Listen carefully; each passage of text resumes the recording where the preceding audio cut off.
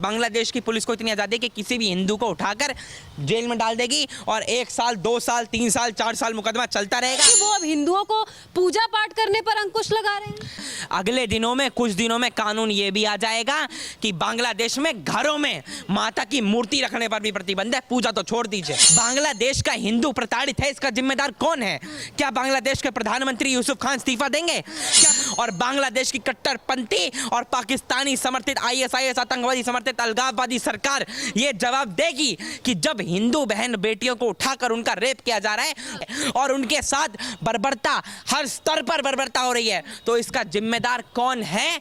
तो इस पर बांग्लादेश के प्रधानमंत्री को जवाब देना होगा। बांग्लादेश की सरकार से ये अपील करूंगा कि आपके जो 3 करोड़ पिल्ले हमारे देश में पल रहे हैं ना, वो अवैध बांग्लादेशी जो आधे वहां बैठे हुए शाहीन बाग में, आधे ओखला में बैठे हुए हैं, आधे असम में बैठे हुए हैं और आधे बाकी जगहों पे बैठे हुए हैं, पहले उठा के उन्हें अपने देश में डिपोर्ट कराइए। क्या बांग्लादेश में हमारा रहना या फिर हिंदुओं का रहना गुनाह है?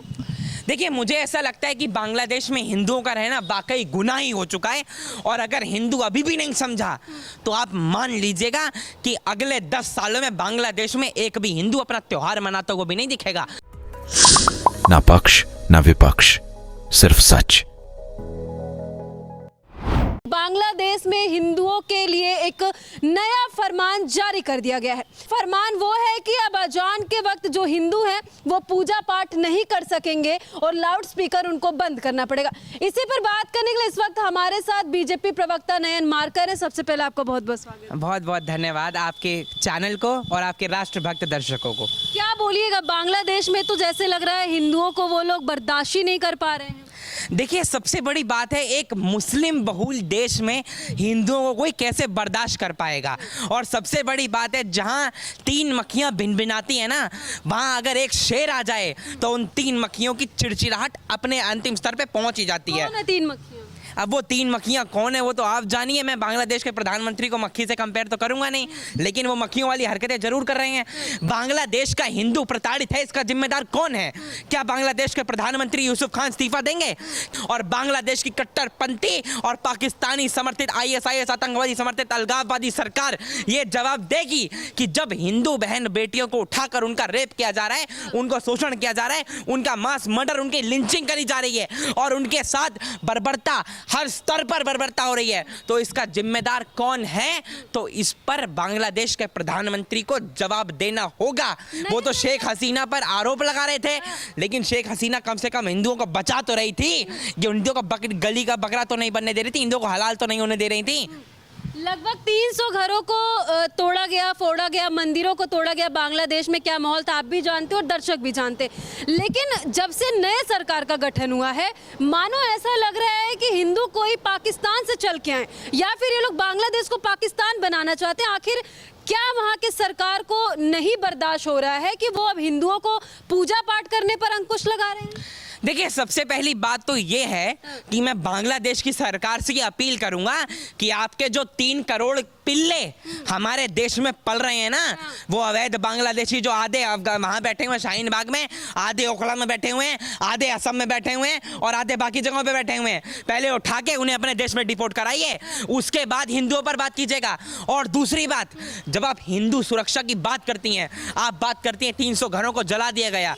बहन, सिर्फ 300 घरों को जलाया नहीं गया है, आंकड़ा है ये 300 घरों को जलाना। आपको भी पता है, जब एक सरकार आंकड़ा देती है तो उसके पीछे आंकड़ों के आंकड़े होते हैं। तो 300 घर नहीं है, 30,000 घर हैं और मानिए 30,000 घर ही होंगे। आप खुद बताइए, जो हिंदू 1971 में 14% थे, 21% माफ कीजिए, वो 7% कैसे हो गए? प्रधानमंत्री यूसुफ खान जवाब दें और उनकी पार्टी जवाब दे। भैया, जो हिंदू पहले 21% थे वो 7% कैसे हो गए? और दूसरी बात, आपने जो कानून की बात करी, जो अब कानून आया है, मैं पहले विस्तार से समझाता हूँ। देखिए, हिंदुओं के लिए, स्पेशल हिंदुओं के लिए खुद को धर्मनिरपेक्ष बताने वाले बांग्लादेश में एक कानून आया है कि अगर हिंदुओं की पूजा हमारे मस्जिद के वो चक चक चक चक बक बक के टाइम पे हो रही है तो चक चक चक बक बक आप मत बोलिए, वो लोग कह रहे नमाज। नहीं नहीं, मैं चक चक चक चक बक बक बक, वो लाउड स्पीकर पे चक चक बक बक बक बक बक चक चक ही होती है वो, उसे नमाज नहीं आप कहते। दूसरे धर्म के पूजा को या फिर दूसरे धर्म के चीजों को इज्जत नहीं देंगे, ये तो गलत बात है। अब वो हमारी काली माता का मंदिर तोड़ देंगे, वो हमारे विष्णु भगवान का सर काट देंगे, उस पर मैं टिप्पणी ना करूं। और अब आप कानून की बात कर रहे थे, आपने मुझे बीच में टोक दिया, 1 मिनट में बात करता हूं क्योंकि आप निष्पक्ष पत्रकार हैं। इसीलिए सबसे पहली बात, जो भी कानून होता है उसमें 5 मिनट पहले, उस चक चक बक बक से पहले हमारे हिंदुओं की अगर आराधना कहीं बाहर भी हल्की सी भी हो रही है, लाउड स्पीकर पे नहीं, माइक पे नहीं, हल्की सी भी हो रही है, जैसे हम हनुमान चालीसा हमारे अखंड हिंदू राष्ट्र भारत में कर लेते हैं, तो उस पर प्रतिबंध लग जाएगा। वो प्रतिबंध है और गैर जमानती वारंट है। बांग्लादेश की पुलिस को इतनी आज़ादी कि किसी भी हिंदू को उठाकर जेल में डाल देगी और 1 साल 2 साल 3 साल 4 साल मुकदमा चलता रहेगा। करें एक और सवाल देखिए, 9 अक्टूबर से लेकर के नवरात्रि की शुरुआत हो रही है, कहा जा रहा है पांडाल लगाए जाते हैं जी, 9 से 12 या 13 तक शुरुआत हो रही है, पांडाल लगते हैं। और इसी चीज को लेकर के बांग्लादेश में ये कहा गया है कि जब भी हमारा नमाज होगा, जब भी हमारे लाउड स्पीकर में आवाज आएगी, तो पंडाल में आप जानते हैं कि किस तरीके से हम गाने बजाते हैं माता जी के, माता रानी के तेज तेज आवाज में। ये चीज उनके कानों में क्यों चुभ रही है? इस चीज को रोकने की बात कर दिए। नया फरमान सिर्फ हिंदुओं के लिए, क्या बांग्लादेश में हिंदुओं को रहने का हक नहीं है? फिर यहाँ पे लोग क्यों रह रहे हैं? देखिए, सबसे पहली बात तो ये है, जब आपने बात कर दिया कि दुर्गा माता के भजनों से इन बांग्लादेशियों को क्या दिक्कत है, तो मैं आपको बताता हूँ। पीएम को क्यों दिक्कत है? पीएम भी तो बांग्लादेश के ही निवासी हैं। वो कौन से अफगानिस्तान के तालिबान के किसी के क्या कहते हैं टेंट से निकल कर आ गए? वो कहाँ से प्रकट हो गए? वो हैं तो इंसान ही, बांग्लादेश के प्रधानमंत्री हैं।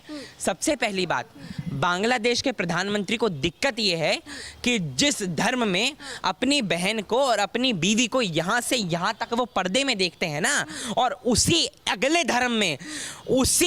धर्म में पुरुष माँ दुर्गा को सर्वशक्ति कहते हैं, और शिव के बिना शक्ति का कोई अस्तित्व नहीं, और शक्ति के बिना शिव का कोई अस्तित्व नहीं, ऐसी मान्यता रखते हैं।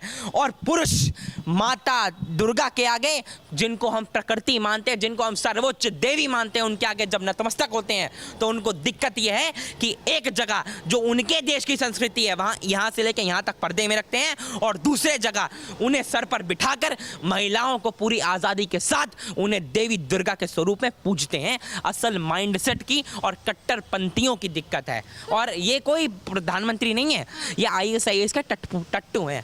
वैसे लोग के मुंह लगना आपको लगता है सही है? जो लोग हमारा अपमान करें, हमारे धर्म का अपमान करें, क्या बांग्लादेश में हमारा रहना या फिर हिंदुओं का रहना गुनाह है? देखिए, मुझे ऐसा लगता है कि बांग्लादेश में हिंदुओं का रहना वाकई गुनाह ही हो चुका है, और अगर हिंदू अभी भी नहीं समझा तो आप मान लीजिएगा कि अगले 10 सालों में बांग्लादेश में एक भी हिंदू अपना त्यौहार मनाता हुआ भी नहीं दिखेगा। अभी तो सिर्फ पंडाल में 5 मिनट का इधर उधर के लिए वो हुई हैं।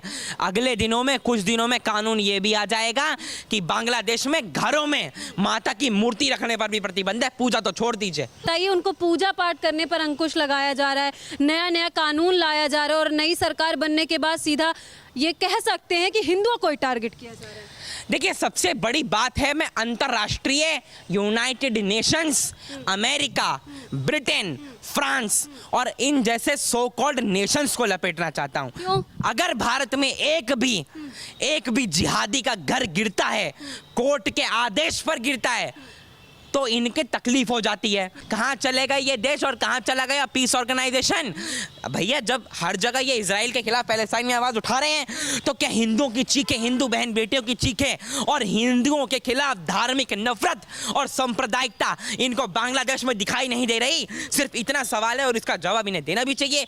तो देखिए, साफ तौर पे आप देख रहे हैं कि बांग्लादेश में जो कानून लाया गया है हिंदुओं को लेकर के, उस पे नयन ने अपनी बातों को रखा है। फिलहाल इस चीज को लेकर के सभी हिंदुओं को आवाज उठानी चाहिए, क्योंकि बांग्लादेश में जितने भी हिंदू भाई बहन सुरक्षित बचे हैं, अगर उनके लिए आप आज आवाज नहीं उठाएंगे तो कभी भी नहीं उठा पाएंगे। फिलहाल आपकी क्या राय है, कमेंट सेक्शन में जाकर के जरूर बताइएगा। आगे आपको ऐसी जानकारियां देते रहेंगे। जय हिंद।